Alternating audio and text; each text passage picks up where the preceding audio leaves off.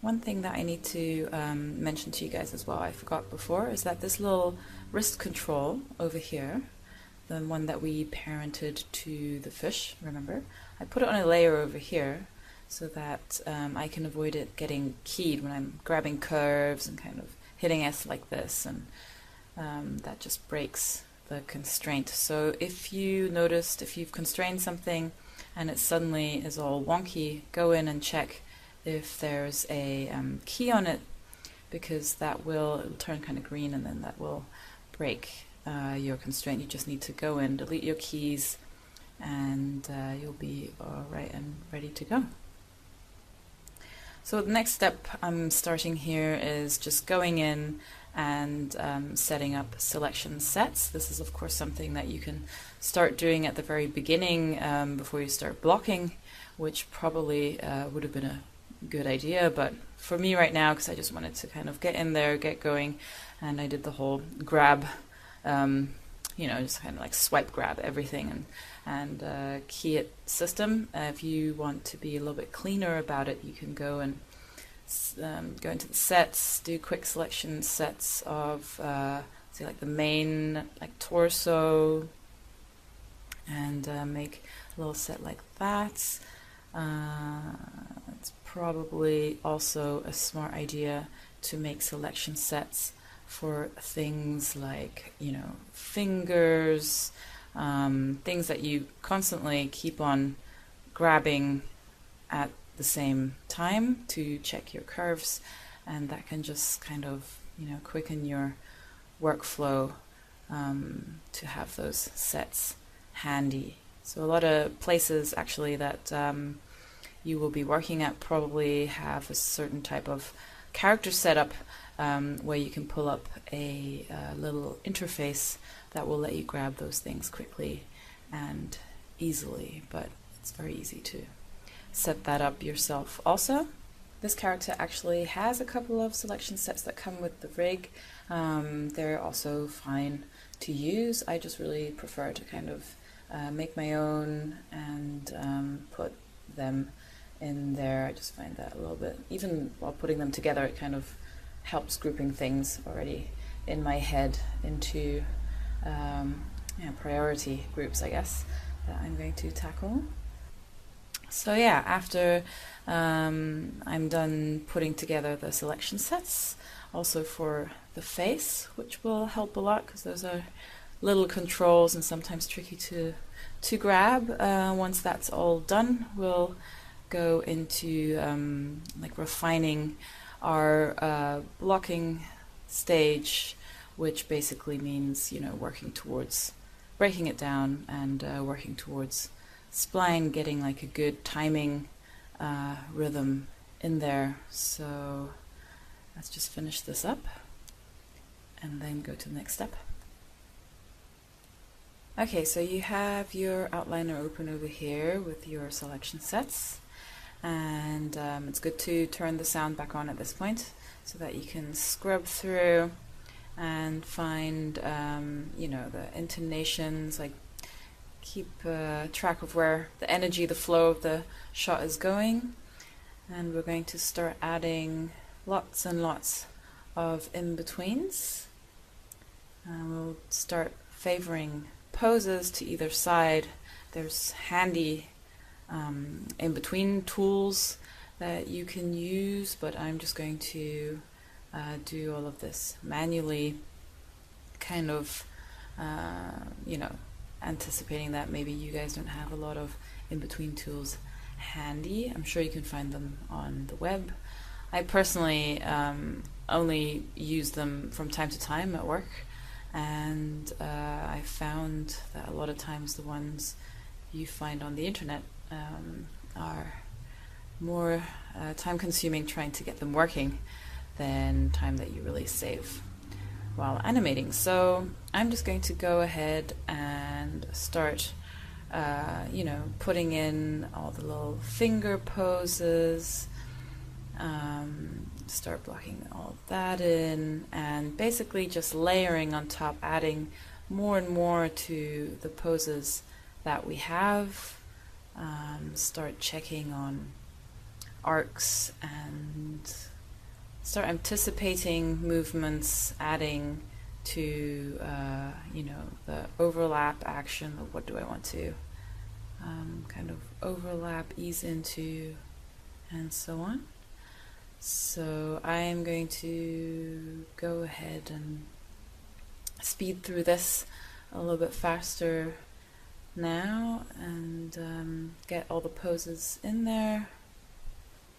I'm also going to go ahead, select all the controls of her face, put them on a layer, and hide them because I don't need them for now. We're really going to just concentrate on getting the body working right now. So anything that's distracting, just kind of get rid of it or put it on a layer and hide it. So don't mind her freakishly zombie look right now. She's going to look a bit like a zombie for the next couple of iterations. So anyway, we're going to do face later, body first. Let's kind of just go in there, find all the in-betweens that we want, get the energy going and so on.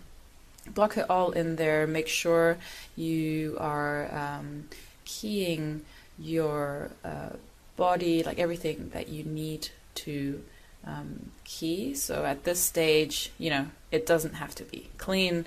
I just go ahead and I grab everything either via the selection set or then in Maya just swipe select all the curves and just hit S like all the time. So I just go and pose it, key it, pose it, key it, pose it, key it.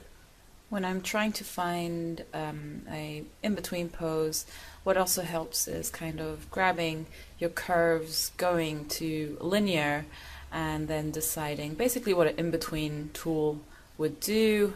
Decide which side you want to favor, and say you want it to be 20% towards the first pose.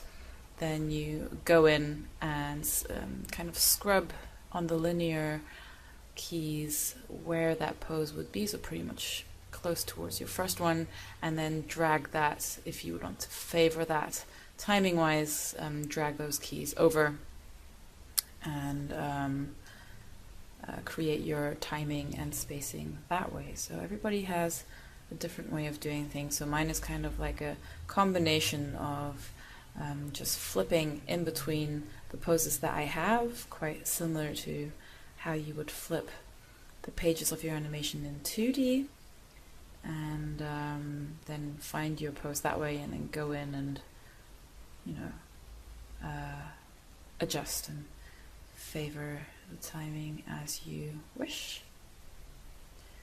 During this whole process, I kind of go in between having the reference on, reference off.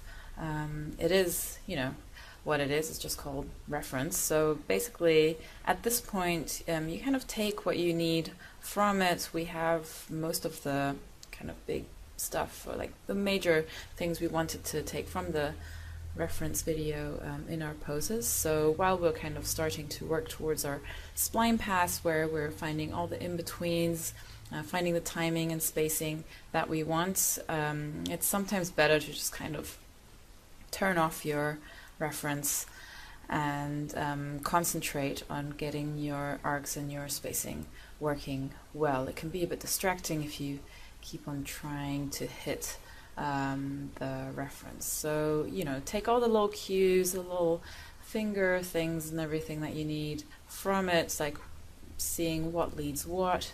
Having said that, you can totally, play around with that and change it up. But it's a good, reference is always a good base to do, so you can start from a solid base. So, and play blast often and frequently. You'll see when things are not working, things will just pop out straight at you. If you feel like you're not seeing it, just ask a colleague of yours or a friend animation friend, hopefully, to take a look. And yeah, big things are always the spacing of like the head, for example, things that your eye kind of follows, right? So let's get that working a little bit better here. And also, if you're wondering how I am jumping in between all the poses that I have in here. I basically set up my own hotkeys. You can set them up as you like. I find it the best way is if I have it close to the spacebar, because I work with a tablet, so my right hand always has the pen that's kind of driving my mouse and everything and selecting everything, and the left hand is always close to the spacebar, so I can jump back and forth in between my camera view, graph editor, and so on, like I've been doing. I do that a lot. So I just have it set up that the M key is M is the previous key, then the question mark slash key is next keyframe, and the two in between, the comma and the full stop, well, here on my English keyboard anyway, that's basically previous frame and next frame. So I can go frame by frame really easily. I can go from one keyframe to the next, flip around easily, as well as kind of using my spacebar to change the view. So feel free to set that up if you like as well, or whatever works best for you. You can find the window for setting up your hotkeys either via the hotbox here, or again via the menu bar at the top if you haven't hidden it like I have. So just go in here and reassign the keys, and sometimes something will pop up saying you are now overwriting or overwriting a previous hotkey. Most of them, I think, on these ones are paint effects, so I don't really use that at all. So for me, it's fine to overwrite those, but you might want to just double check before you do that. So yeah, so I'm just going to continue going through my keyframes and checking that the timing and spacing is improving more and more. So it's a constant fleshing out, layering on top, until you get a result that you are happy with and that you're confident with to move on to spline. And the more breakdowns you do, I promise you, the less you're going to go into spliny weirdness land, where everything starts kind of, going through. It feels like everything's like slow motion, gooey and floaty and has no weight, and it's always a bit painful going from blocking to spline. But the more poses you have in there, the less that will happen. So I have friends actually that end up kind of blocking almost every second frame, I think. I'm normally happy to go through like on the fours and then kind of start splining and cleaning up that way and making it look pretty. So yeah, let's get this finished up, and then before we start kind of cleaning things up and everything, after we've done our rough spline pass, then we can start moving on and block in our lip sync, because this is probably a good moment for you to kind of rough that in to get going on getting your lip sync approval, as well as continuing your notes on your body animation. So I've done most of my breakdowns that I want. There's quite a bit of gap here at the end, but that's because we just need a little bit of settle and things we can add later on. There's not a lot of pose changes. I put in all the fingers and everything, so there's a bit of a gap here and in here, but that should all be alright. So let's check and see what happens. Actually, let's have a quick look at what it looks like right now. Maybe we should give her hair back.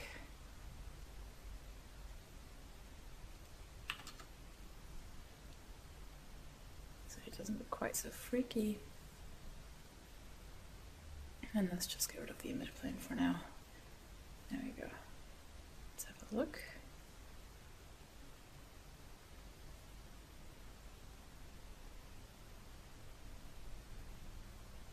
So I've basically just gone through, added all the detail, kind of roughly put in how I want the head to move into certain poses.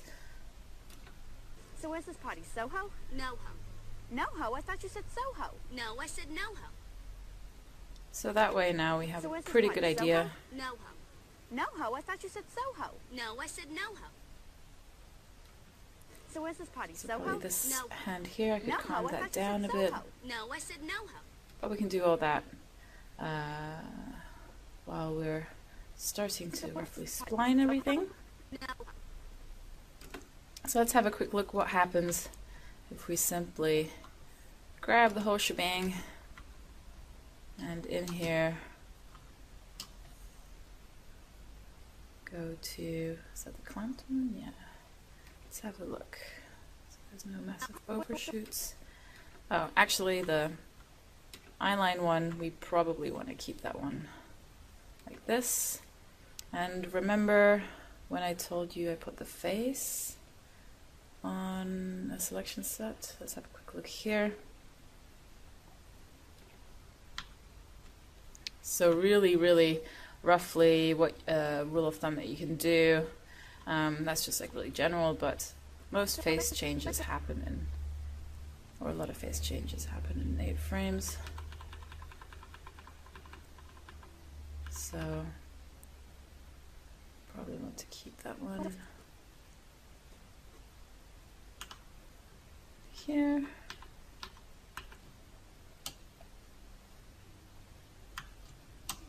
Alright.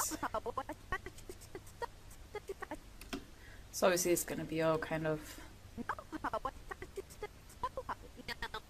it's going to be spliny and floaty stuff in there. But let's have a quick look what that gives us.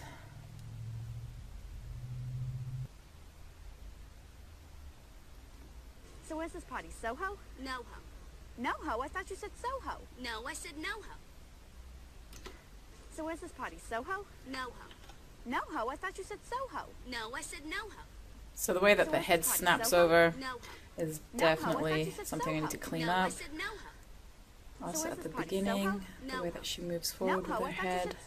No, I said NoHo. This is where we're going to start going in, cleaning everything up, and making it feel all pretty. So where's this party? Soho? NoHo. NoHo? I thought you said Soho. No, I said NoHo. So where's this party? Soho? But before we do any of that, we should definitely go ahead and work on the lip sync.